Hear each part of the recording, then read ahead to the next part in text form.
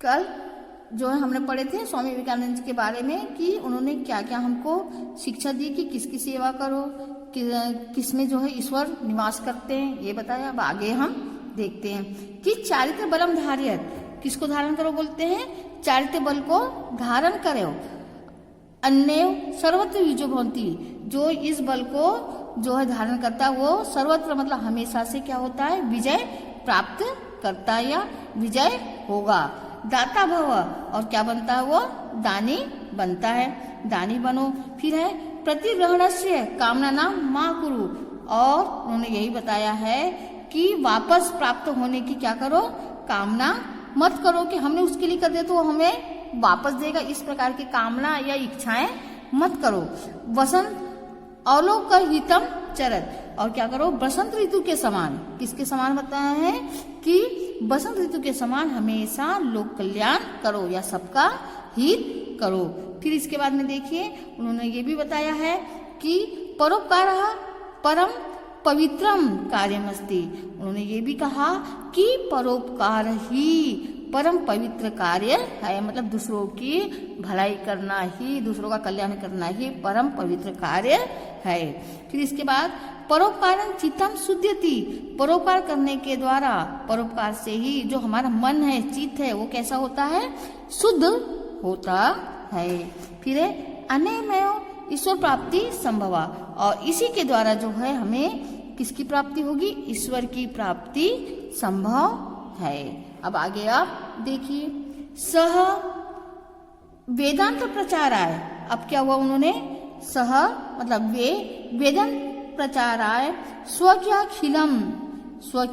अखिलम जीवनम समर्पया माज, उन्होंने जो है वेदांत की प्रचार के लिए मतलब वेदों के प्रचार के लिए स्वकीय मतलब अपना संपूर्ण, अखिल मतलब होता संपूर्ण जीवन समर्पया समर्पित कर दिया।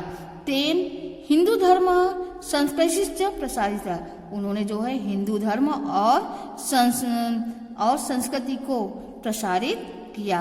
सह न केवलम परिव्राजक अपितु परोपकारी दाता लोक सेवा का महान देशभक्तिश्च आसीत।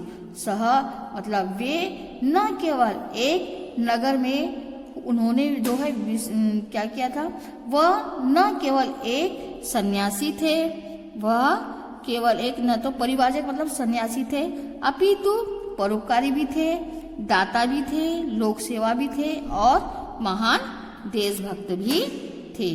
फिर इसके बाद में क्या हुआ कि शिकागो नगरे विश्व धर्म सम्मेलन में स भारत से प्रतिनिधि अभवत, और शिकागो नगर में इन्होंने जो है विश्व धर्म सम्मेलन में भारत का क्या किए थे? प्रतिनिधित्व किया, भारत का प्रतिनिधित्व किया।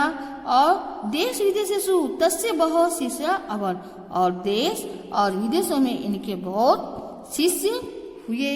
इसी के बाद में यहाँ पे यही बताया गया है कि आंग्लदेशिया कुमारी नोबल या अनंतर भगिनी निवेदिता इति नामना प्रसिद्धा तस्य प्रिया शिष्य। इसके बाद में उन्होंने यही बताया कि इंग्लैंड की कुमारी नोबल और या अनंतर मतलब जो बाद में क्या हुई? भगिनी निवेदिता के नाम से प्रसिद्ध हुई है, वही उनकी जो क्या थी? प्रिय शिष्या थी। जो निवेदिता थी उनकी वो प्रिय शिष्या बन गई। इसके बाद में देखिए क्या हुआ कि सहयुनाम कृते विशिष्ट प्रेरक पद प्रदर्शक आसीत। उसके बाद में यही हुआ कि उनकी प्रिय शिष्या तो वह बन गई थी, वह आपके मतलब वह युवा मैन होते आपके लिए विशक क्या हो गया है? विशिष्ट प्रेरक और पथ प्रदर्शक मतलब मार्ग दिखाने वाले थे।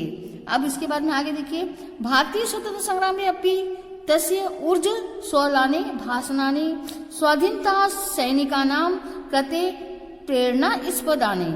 इसके बाद में क्या हुआ कि भारतीय स्वतंत्र संग्राम में भी तस्य यानी उसके तो जो है भारतीय स्वतंत्र संग्राम में भी उनके ऊर्ज स्वलाने मतलब ओजस्वी भाषण, स्वाधीनता सेना की मतलब स्वाधीनता सेनानियों के लिए प्रेरणा प्रदान मतलब प्रेरणा प्रद थी।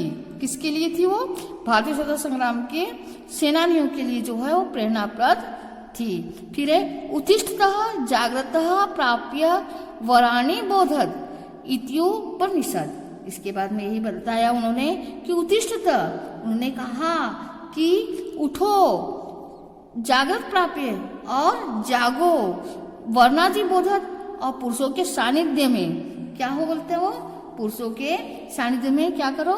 ध्येय वाक्यम स जीवने धारित, अपने पुरुषों के सानिध्य में आत्मज्ञान को प्राप्त करो। किसको प्राप्त करो? अपने खुद के अंदर के ज्ञान को प्राप्त करो।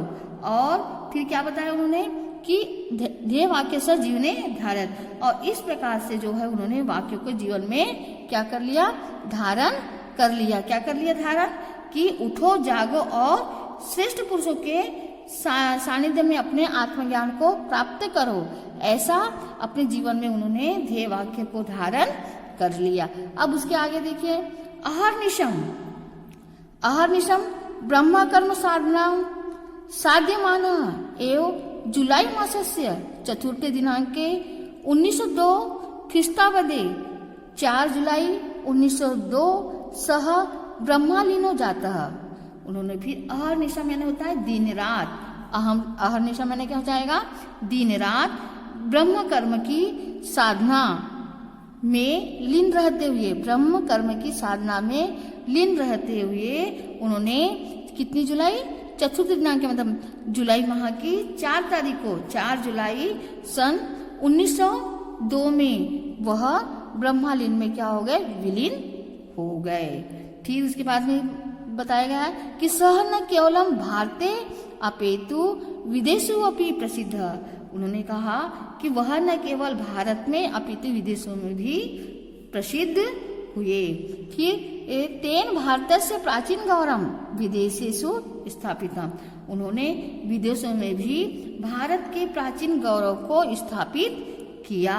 फिर इसके बाद में रविंद्रनाथ टैगोर कथ्यति, उनके संबंध में रविन्द्रनाथ टैगोर ने कहा है, एक कथन कहा है। क्यों? कौन सा कथन कहा है? देखिए, यत यदि कोऽपि भारतीय संस्कृति ज्ञातुम इच्छति तहि प्रथम तेन स्वामी विवेकानंद से विषय पठितव्यम।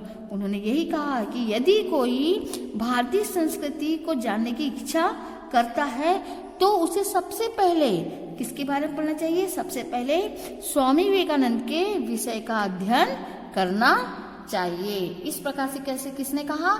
रविंद्रनाथ टैगोर ने कहा कि सबसे पहले हमको किसका अध्ययन करना चाहिए? स्वामी विवेकानंद के विषय का अध्ययन